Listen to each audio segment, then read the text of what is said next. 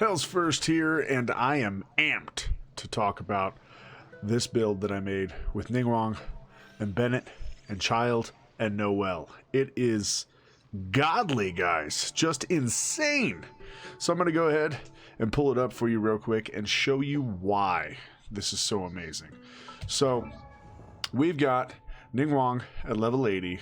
She's only got 1427 attack, but because I'm using the Lost Prayer to the Sacred Winds, I have 30.2% crit rate on that, 8% elemental damage every 4 seconds, so that turns to 32 elemental damage bonus for ever, until the character falls or leaves combat, which is nuts. Then on my artifacts, I'm running the Berserker set for 2, and my mask has crit damage 46.4% with a little energy recharge and a little attack on it. Also 12% crit rate off the Berserker set. Then my goblet is outside of the Brave with a 34.8% geo damage bonus. Crit damage 17.4% on it, and elemental mastery plus 26. Now all elemental mastery does for Ning is give her shields a little bit more damage absorption. That's about it. So it's not really good, but the crit damage is huge. So then attack on the Berserker's timepiece. So that's a 34.8% with a crit rate of 5.3 and energy recharge at 8.3. That's amazing for me. Then attack on the feather, of course, elemental mastery and attack on it, and that's my 2-piece for the 18% attack from the Resolution of Sojourner. And then for the flower, it's the other piece of it. It's got attack and crit rate on it and energy recharge on it, which is amazing. So all of that put together, when you go to her details, yeah, I've only got 1430 attack, but I have 54.9% crit rate and 113.8% crit damage with an energy recharge of 117.6. This means over half the time, all of the damage I'm doing is being crit damage at 113%, guys. 113%. It's nuts. And then to top it off, as if that wasn't enough, my geo damage bonus is at 84.8%. So Ninggaung by herself is a god. She just wrecks everything that comes in her path. But let's move on to the other pieces of this party to show you why it works. So we've got Bennett, and the reason he is in the party is for one reason and one reason alone, and that is the ability to throw down this buff. It's on Fantastic Voyage, and it throws down a field that if your character falls below 70%, it regenerates their health continuously. And this is not a slow regeneration. This is not one of those, oh wait, I'm waiting. No, this is super quick, keeps you alive. You can be getting your ass kicked and it will still heal you through it. If you're above 70%, then you have a massive attack bonus that scales off of his base attack. Now his base attack, don't confuse it with his normal attack of 727. It's this number right here, 466. So I'm getting 76% of that because of the skill I have it up to, or 74% of that, sorry. Still enormous. And to make it even stronger, you've got the Noblesse Oblige, which is insanity because the elemental burst is stronger. And then you've got attack by 20% for all party members for 12 seconds. Just boosts everything for monstrous damage. So then we go on to even more. Let's look at Noelle. All right. Noelle is using the Retracing Bolide, which makes her damage go up when she's covered by a shield. But we're only using her to heal. That's it. So you pop her shield up, you pop her super. If you've got her first constellation, as long as you're popping both at the same time, Breastplate's healing effects activating is increased to 100%. So she's going to be your main healer.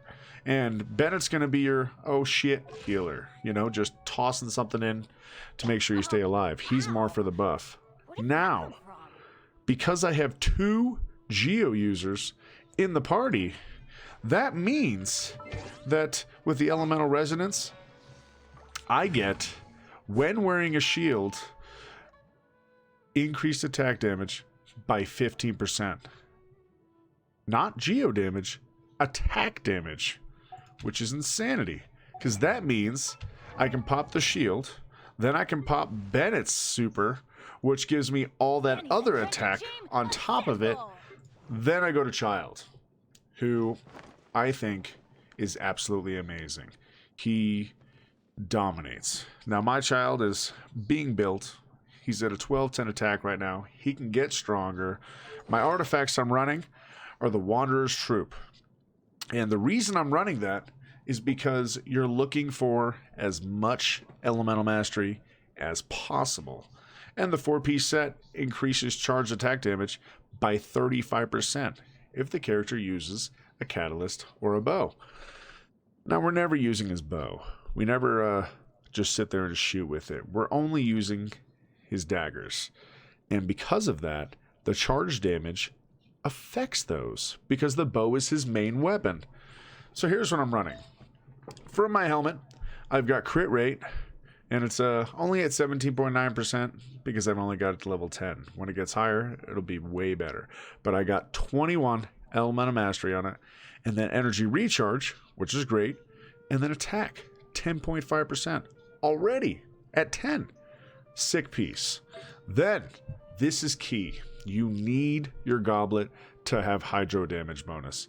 So I've got this one right here, 34.8%. It also has attack and energy recharge on it, which is great. It's the Archaic Petra set, which obviously I could give 2 shits about. But we're moving on. I've got the Concert's Final Hour with attack on it, 18.8%. Attack plus 11 on the side stat. Crit rate plus 3.1%. Crit is God in this game. I swear, it just helps everything. So that's a sweet little piece there. Then I've got Bard's Arrow Feather. That has crit rate of 7% on it and elemental mastery of 35. Once again, you want elemental mastery because of what I'm about to show you. This character is fucking nuts. What he can do, it's just amazing in all ways. So my flower, it's got some attack on it. It's got some energy recharge on it. And I don't ever really level those up first. I kind of do everything else, and then I fall back on this. Because, let's be honest, if you're getting a hit, it's a problem. You need to be good on the board, good on the field, make sure you're moving around, dodging attacks, having a good time. But if you do get hit, that's what healers are for. So putting all this together, with all the extra damage, all the extra crit rate, everything for hydro damage, you then use Havoc Obliteration. So, when you switch to the Foul Legacy Raging Tide, it throws a quick AoE out that hits everything and gives it Riptide. Then, you immediately use Obliteration and do ridiculous amounts of damage.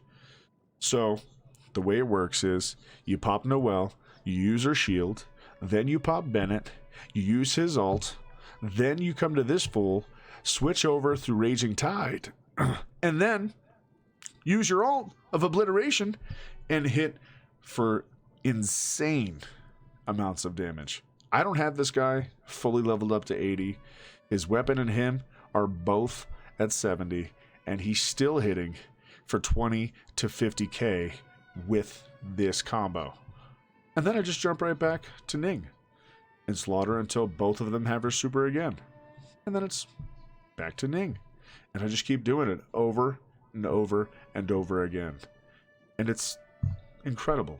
And this AoE that I'm doing 20 to 50k damage with, AoE, everything around you. And it's a huge AoE.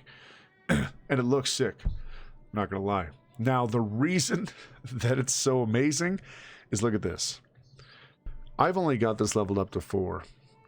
Skill damage for melee is 580%. Just let that sink in. It's insane, guys. 580%. Can we say broken? I think so. And it's insane. Once I get him fully maxed out, he's going to be hitting 100k. No problem. Look what goes to the next level. Look how high it goes. It goes up 35% per level. We're going to be upwards of 750, 800 when this thing's completely pushed to 9, 10, wherever you want to get it to. And that's my next move, is to make that go up because it'll be worth it. The weapon I've got on him, the stringless. Come on, you have to. Elemental mastery, because you want that hit to hit harder. And then it increases elemental skill and elemental burst damage by 24%. So remember, your elemental skill is you going to use your daggers. And then your elemental burst is what you're using to smack shit with the fucking Louisville Slugger as hard as you can across the face. It's amazing, guys. I can't tell you how much fun this is and how it flows. It slaughters, it flows. You're never worried. You're just always in a point of control. And I think that's what we want. We want to just dominate the battlefield and not have a problem doing anything. So that's my team. I think it's pretty great. And I'm really happy with how it's turned out. And I hope you guys enjoy the video.